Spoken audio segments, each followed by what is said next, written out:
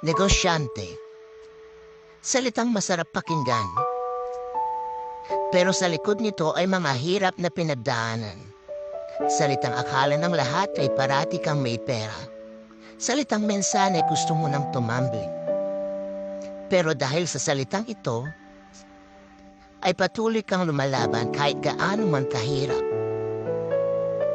Dahil ikaw ay isang negosyante na patuloy pang nanangarap sa ikakaganda ng negosyo mo.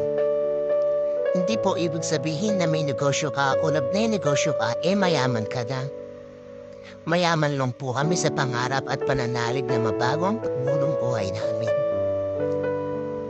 Kaya bago mo isipin na mayaman na ang isang negosyante, malamang hindi mo alam ang hirap at pagod na pinagdaanan niya. Kaya sa mga negosyanteng patuloy lumalaban para sa kanilang mga pangarap, saludo po ako sa inyo.